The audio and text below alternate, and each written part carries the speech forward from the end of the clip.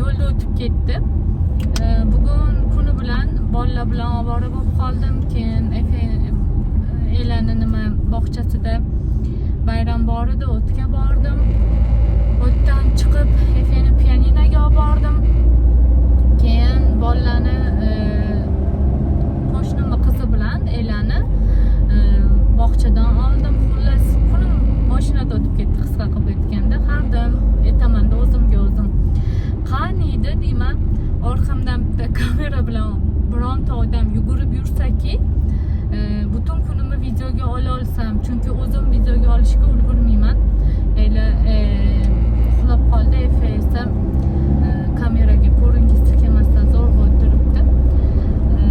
Nima demoqchi edim? Xullas, hech narsaga ulgurmayman, nimaga bilmayman.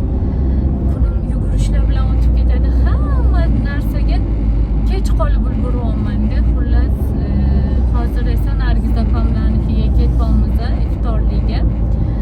Ertaga esa Turkovsinikiga iftorlikka boraman. O'tdan chiqib qaynona va qaynatam bilan bizanikiga uyga qaytamiz.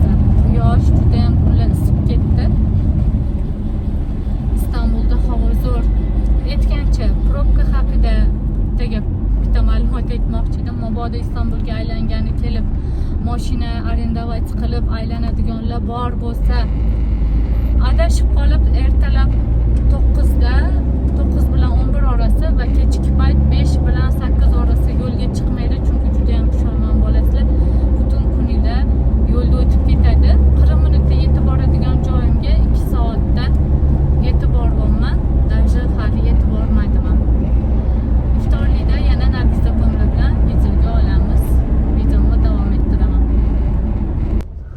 Iftorga 10 minut qoldi va hamma qandoq bo'lib bo'lsa ham yo'l topib o'tib ketyapti, bir-birini nima qilib, signal chalib. Biz esa yetib bormadik hali ham. Inshaalloh iftor soatiga yetib boramiz degan umiddaman. Istanbulning eng katta muammolaridan bittasi mashinani qo'ygani joy yo'q. Juda ham uzoqqa parkovka qilib ketyapmiz. Iftorga 5 minut qoldi. Kirishimiz bilan azon o'qilsa kerak. Azon etilsa kerak, to'g'rirog'i. Turkchada ezon o'qiniyor deyiladi-da. Kapıyı açınca hemen ezan okunur sence? Kevallik Nargiz opamla. Yetiştik mi? Evet.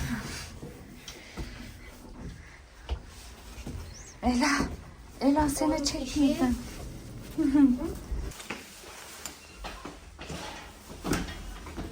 Ezan okunuyor. Okunuyor mu ezan? Merhabalar. Hoş geldiniz. Hoş bulduk. Ezan okunacak neredeyse. Assalamu aleyküm.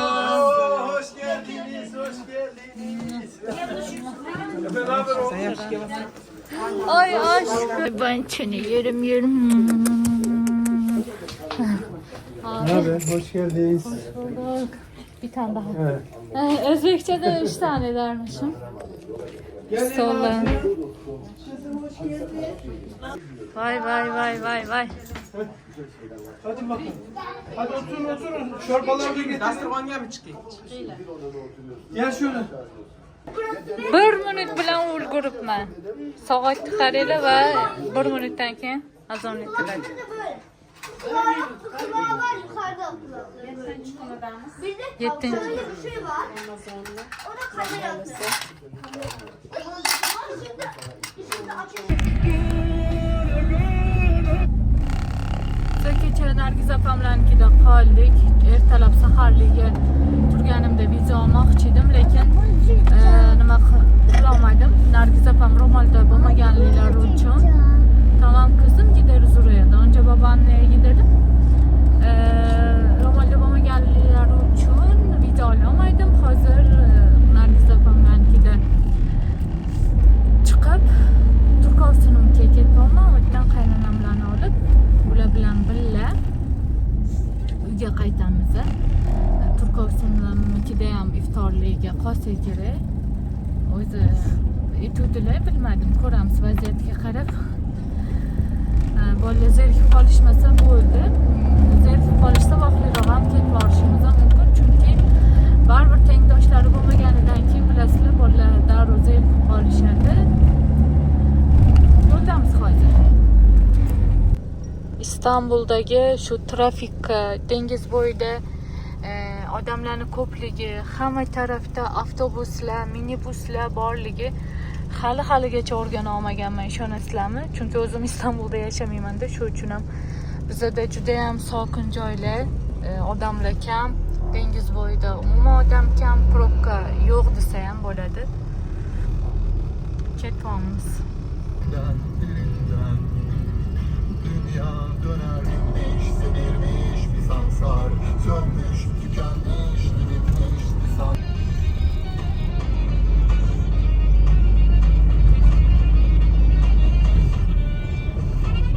Aynen ha.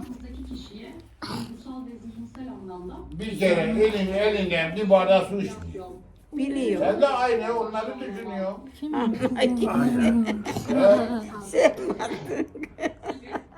Allah baba yüzü.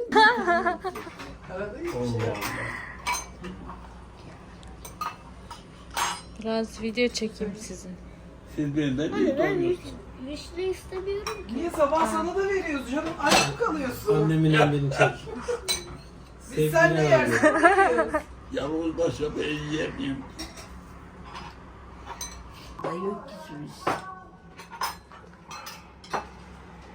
Ha, ışıklar yandı. Ne? Hadi Allah kabul etsin.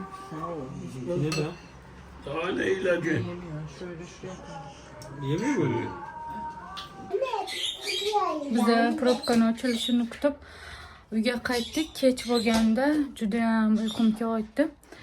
Qaynona qaynotamni ham olib keldim bizanikiga. Eng oxirgi videomda qaynonam bilan ovoraman, hech narsaga ulgurmayman deb yozuv yozgan edim. Bir ikkita insonlar noto'g'ri tushunishgan ekan. G'alati emas, bunaqa narsalar qanaqa qilib yozasiz? O'zlari eshitib qolsalar nima bo'ladi? Bu xullas har xil gaplar ko'payibdi yana. Bu haqda bemalol men ham qaynonamga ayta olaman, to'g'risi. Hayot shunaqa, majbur hech narsaga ular bo'lsa ham bo'lmasa ham, qaynonamlar, qaynotamlar bizanikida bo'lsalar ham bo'lmasa ham hech narsaga ulgurib bo'lmayapti. Vaqt tez o'tib ketyapti va ular bilan ovora bo'lganligim uchun emas, video olishga vaqtim bo'lmayapti demoqchi edim, to'g'risi. Ko'plar 10 kun yo'q bo'lib qolganimga yana YouTube'da nega yo'qsiz deb Telegramdan, Instagramdan, YouTube'dagi ba'zi videolarimni ostiga yozib qoldirishadi. Ularga javoban shu narsani yozgan edim, lekin shunga ham bir g'iybat chiqarishibdi. Xullas, hech qilsa o'rganib qolganmiz. Videomni shu yerda tugataman. Hammaga xayrli va barakali kun tilab qolaman. Qaynonamlar bilan. Anne, Allohga omonat bo'linglar. Hozir bir minut. El salla. Öptüm hepinizi. Kim onlar?